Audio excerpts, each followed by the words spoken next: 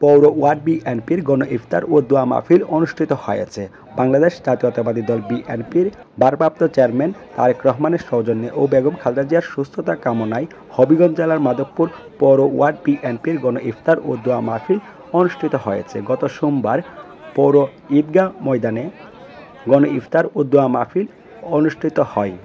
এ সময় উপস্থিত ছিলেন সাবেক সদ্য মেয়র আলহাজ হাবিবুর রহমান মানিক, সাবেক ভাইস চেয়ারম্যান আব্দুল আজিজ, পৌর বিএনপির সাবেক আহ্বায়ক আবুল বাশার, পৌর যুবদলের আহ্বায়ক জনি পাঠান, সদস্য সচিব আমজাদ হক সুজন, পৌর স্বেচ্ছাসেবক দলের আহ্বায়ক আলমগীর কবির, হাজী রাসেল আহমেদ, সোহেল মাহমুদ, ছাত্রদলের আহ্বায়ক রিপন মিয়া, ছাত্রদলের নেতা রিঙ্কু দেবনাথ, মাধবপুর বাজার কমিটির ভারপ্রাপ্ত সভাপতি এমরান খান সহ অন্যান্যদের মধ্যে উপস্থিত ছিলেন ছাত্রদল, স্বেচ্ছাসেবক দল, যুব দল, অঙ্গ সংগঠনের সকল নেতৃবৃন্দরা।